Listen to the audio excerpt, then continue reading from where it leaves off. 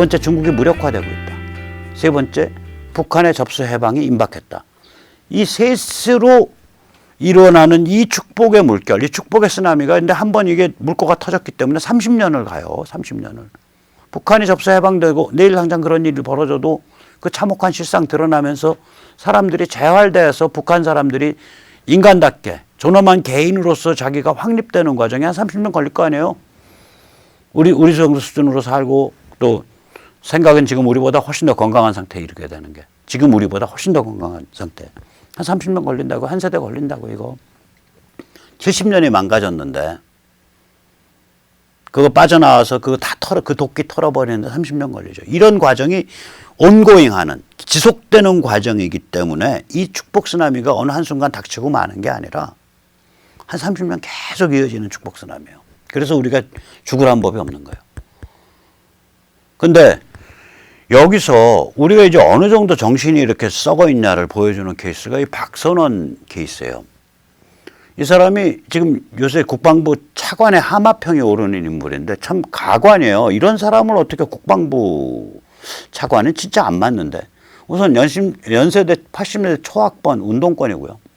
서울 미 문화원 점거농성 사건 1985년에 있었죠. 거기에 배후로 알려져 있는 사건이고요. 노무현 때 청와대 비서관을 했고요. 노무현 정부 이후에 미국의 그 민주당 성향의 연구소죠. 브루킹스 연구소의 개건연구원으로 있었어요. 이게 이력서가 업그레이드 됐죠. 이 사람이 천안함 때 음모론의 그 핵심적 권위를 부여한 음모론의 진원지 중에 하나예요. 그 당시 이제 휩쓸었던 음모론들이 예를 들어서 미군이 공작했다. 이스라엘 잠수함이 와서 들여받았다. 그 다음에 뭐 이제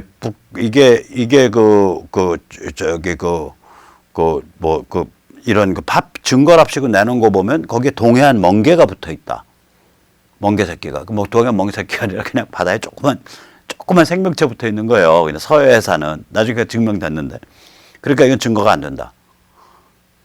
그 다음에 그 산화 알루미늄이라고 증거랍시고 내놨는데 이런 폭발에 의해서는 산화 알루미늄이 생길 수 없다. 뭐 이런 주장들이 막 난무하면서 창피한 얘기지만 그때는 SNS도 다 그때 SNS라는 건 트위터인데 장악하고 있었기 때문에 게시판과 SNS 힘, 그 다음에 언론의 힘 이런 걸 빌려가지고 이런 루머가 막 떠돌아다녀서 결국은 한때는 국민의 80, 90%가 음모론을 믿었다니까. 지금 여기 시청하시는 분, 나는 그때 안 믿은 것 같아. 이거 가만히 생각해 보세요.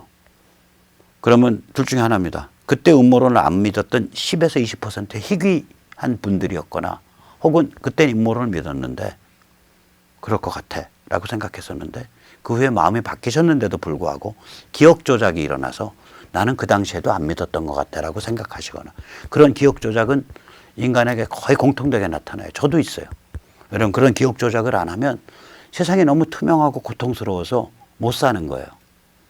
그러니까 우리가 두통 같은 게 만성화되면 두통을 못 느끼잖아요. 인간이란 생명체가 살아가려고 그런 트릭을 많이 써요. 장난질을 많이 해요.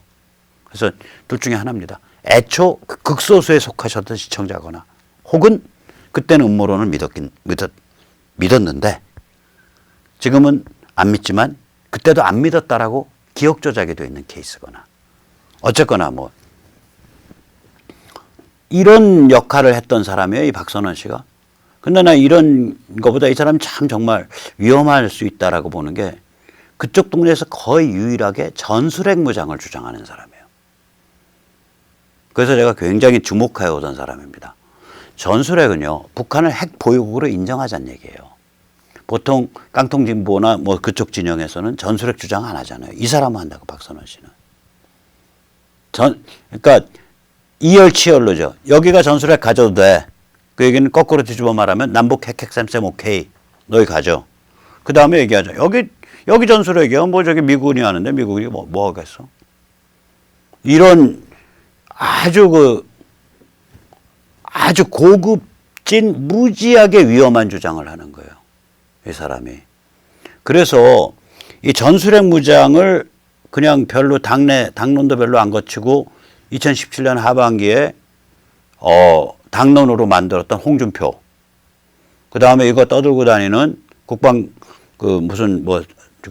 거기에 중요한 인사라고 말하는 김태호, 이거 떠들고 다니는 군 무슨 출신이라고 말하는 장군이나 신원식, 이런 사람들은요, 잘 들어두세요. 홍준표 씨, 김태호 씨, 신원식 씨.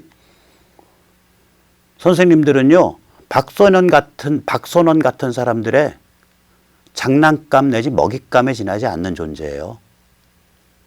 똑같잖아, 주장이. 결론이 똑같이 나오잖아. 이게 뭐냐면 가장 위험한 주장과 가장 우매한 주장이 사실은 같다는 얘기예요. 그래서 서양 속담에 이게 있습니다. 레닌이 굉장히 잘 이용했던, 공산주의자 레닌이 굉장히 잘 인용했던 서양 속담입니다. 지옥으로 가는 길은 선의로 포장되어 있다. The road to the hell is paved with goodwill. 그런 표현이 있어요. 그러니까 홍준표 씨, 김태우 씨, 신원식 씨가 아무리 선의를 주장했더라도 그게 이런 세상 이치와 어긋나기 때문에 결국 지옥으로 가는 길이고, 그건 악마가 주장하는 똑같은 주장이다 이거예요. 그래서 우리가 어떤 사회정치적인 업보를 지는 주장을 할 때는 앞뒤를 많이 살펴야 돼요. 특히 지금과 같은 격변기에는. 그래서 앞으로는 세 분 이런 주장 하시지 마시기 바라고, 가능하면 세 분 공개적으로 유튜브 같은 데 나오셔서 그때 제 주장은 이러이러한 점에서 잘못됐습니다 라고 자기 주장을 공개적으로 되물리는, 한국에서는 이때까지 별로 일어난 바 없는 그런 숭고한 행위를 좀 해주시기 바랍니다. 자, 다시 한번 돌아가 보죠. 그래서 한국이 얼마나 정신이 뭉개졌나? 아까 봤잖아요. 이 세 가지 이유 때문에 이렇게 정신이 뭉개져 왔다고요. 뭉개져 오니까 여기서 한국에서 뭐가 발생했냐? 586이라는 국가 위의 국가 집단이 발생한 거 아닙니까? 그게 언론, 법조, 정당, 그 다음에 각 지역사회 조직, 이걸 다 일사불란하게 움직이고 있는 국가 위의 국가 커넥션이 만들어진 거라고요.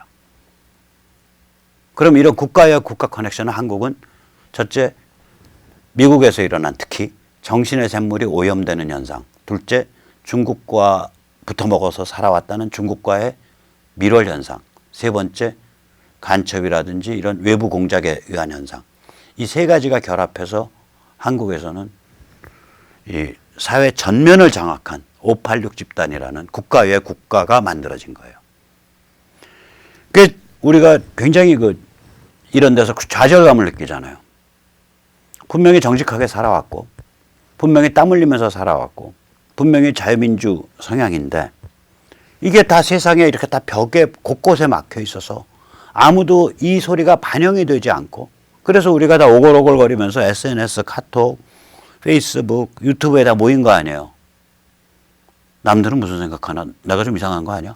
보니까 다 같거든. 그래서 어떤 생태계가 만들어진 거 아니에요. 우리야말로 한국에 살고 있지만 한국으로부터 유배된 자들이잖아요. 한국에 살고 있지만 한국으로부터 유배된 자들 아닙니까, 저희가. 왜냐, 한국이 저희 관점에서 보면 이건 국가 위의 또 다른 국가, 흑막이 지배하는 데다. 미국 용어로 딥스테이트가 지배하는 거다. 그 딥스테이트의 본질은 친북 성향의 586이다. 이렇게 되는 거죠. 저희 관점에서 보면. 그래서 이게 좌절스럽다고요. 그래서 제가 권하고 싶은 거는 멕시코나 콜롬비아의 마약 카르텔을 한번 공부해 보세요. 연구해 보세요. 라고 권하고 싶어요. 추천하는 영화는요. 이건 뭐 어디서 언제 공부해요? 책으로 공부할 거 없죠. 추천하는 영화는 넷플릭스에서요. 넷플릭스가 PC에서도 볼 수 있잖아요. 넷플릭스에서 나르코스라는, 나르코스는 콜롬비아를 다뤘고 나르코스 멕시코는 멕시코를 다뤘어요. 저는 그거 보면서 굉장히 많은 깨달음을 얻었어요. 그건 이제 굉장히 잔인한 폭력 영화인데 폭력적 씬이 많고, 그런데 실제로 보고 있으면은 야, 어떻게 저런 딥스테이트가 저런 식으로 형성될 수 있지? 자, 보세요. 일반적으로 국가 위의 국가 혹은 국가를 지배하는 흑막 세력은 뭐 범털 언론인, 범털 기업인, 범털 군인 뭐 이렇게 해서 형성되잖아요, 보통. 최상류층으로. 우리나라는 그게 없어요. 그게 약해, 오히려. 사회가 안정되려면요, 그런 최상류층에 의한 최상류층들이 모여서 점잖게 한 끼에 10만 원, 15만 원 하는 밥 먹어가면서 야, 사회가 우리가 어떻게 돼야 돼? 지금 우리 사회 문제 뭐야? 이런 논의 구조가 활발하게 돌아가야 될 뿐만 아니라 밑바닥에 민초 일반 생활인들이 선거구 단위로 꽝꽝꽝꽝꽝꽝 모여 있어야 돼요. 그러면서 정치를 심판하고 평가할 줄 알아야 돼. 이 두 개가 모이면, 그리고 둘 중간에는 굉장히 건강한 관점을 가진 종교기관들이, 교회 사찰들이 있어야 되고, 성당들이.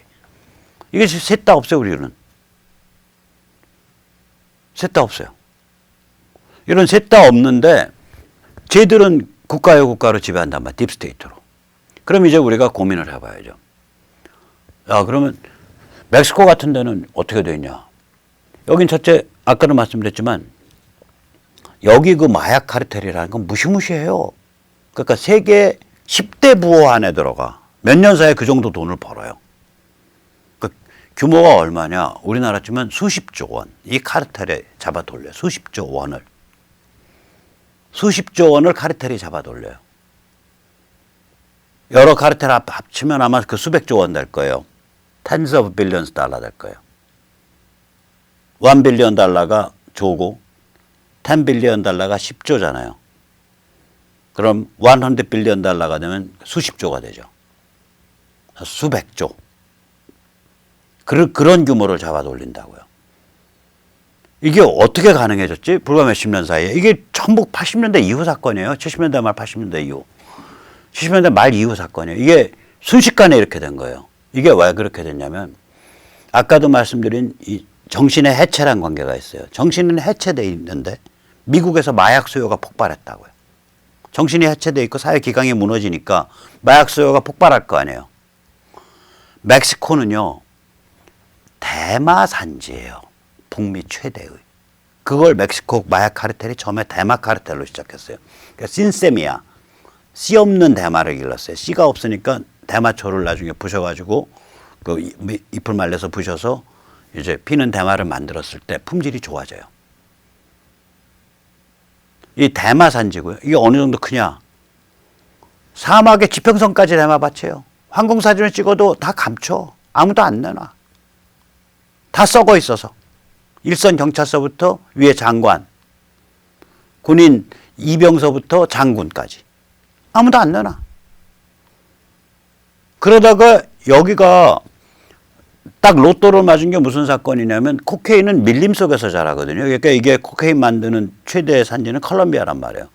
콜롬비아 코케인이 미국에 들어올 때 예전에 바하마를 경유한 항공선으로 들어왔는데 이게 단속이 되니까 멕시코로 들어와서 멕시코에서 육로로 치고 들어오거나 해변으로 해서 치고 들어오는 그렇게 돼버린 거예요, 이게. 그러니까 코케인 루트가 된 거죠, 멕시코가. 그리고 이제 콜롬비아는 마찬가지죠. 미국이 정신의 샘물이 완전히 오염이 되고 나서 미국의 마약수가 폭발하니까 이게 세계 최대 코케인 산지가 돼버린 거야, 10여 년 사이에. 그러니까 뭐 대통령, 장관, 뭐 보안사령관, 뭐 육군참모총장, 뭐 공군참모총 다 흔드는 그런 사회가 된 거예요. 거기서 입 바른 소리예요. 무지하게 비참하게 죽어요. 그래서 우리가 이 친북 종북 세력, 깡통 진보 세력이랑 싸우면서 무력감을 느낄 때 오히려 이런 영화들을 보면 야, 그래도 우리 상황은 양반이네. 우리 상황은 쟤들은 국가를 지배하는 국가가 마약 카르텔. 현금이 10조, 100조 단위로 굴러다니는 동네예요.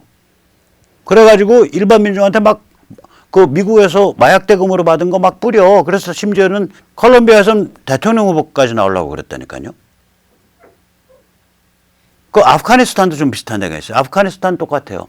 서유럽과 미국이 정신의 샘물이 오염이 되면서 이게 마약 수요가 서유럽에서 폭발을 한단 말이에요. 그러니까 아프간은 뭐냐면 대마, 하시시. 그건 많이 안 쓰죠. 하시시 대마예요. 일생대마는 아프간에서 많이 안 써요. 대마와 아편의 산지예요. 전 세계 아편의 한 8, 90%가 아프간산이에요. 근데 아편은 그냥 그냥 아편이 아니라 이 아편이 모르핀으로 가공이 되고 모르핀이 헤로인으로 가공되는 거거든요. 그러니까 헤로인은 합성 마약인데 그 합성의 주성분이 주 원료가 아편이에요. 그러니까 아프간은 또 그렇게 해서 그렇게 된 거예요. 거기다가 아프간이 또 황당한 거는 이 마약 비즈니스를 하는 게 탈레반이 하기 시작을 했어요. 그 언제 시작했냐? 아프간의 친소 정권이 친소 그 사회주의 성향 정권이 지배하던 아프간에서 탈레반들이 반란을 일으킨 게 70년대 말이거든요. 그때 이 탈레반들이 여차 처음에는 이거 밀어버렸다가 나중에는 이거 다시 자기들 비즈니스로 삼고 이러는데 이 과정을 미국 CIA가 방치를 했다고요. 소련이랑 싸운다 그래서. 그러니까 이게 가만히 보면 이 국가의 국가가 형성될 때는 기본이 공통점이 뭐냐면 이게 다 70년대, 80년대, 90년대 형성된 거예요. 이때가. 우리 90년대까지 오잖아요. 얘들도 그래요. 80년대, 90년대에 완성되는 거예요. 기본적으로 현대 문명을 이끄는 지도적 역할에 있는 미국과 서유럽에서 정신의 샘물이 오염이 돼버린 거예요. 그리고 그쪽에는 무슨 영향을 미친 거냐. 거기서 마약 수요가 폭발한 거예요. 우리한테 무슨 영향이냐. 거기서 우리의 역사적인 거의 원수관계인 현대문명 들어서 6.25 때 원수관계거든. 중국과의 밀어를 해버린 거예요. 그러니까 공통은 같아. 근데 다른 요인들, 즉 우리한테는 친중, 그 다음에 우리한테는 분단 상황에서의 친북 햇볕을 내세운 간첩 공작 이런 거고, 걔들한테는 마약 수요의 폭발, 그 다음 마약 지정학, 마약의 공급자라든지, 그러니까 생산 국가라든지, 혹은 그 자연환경이 그렇단 말이죠.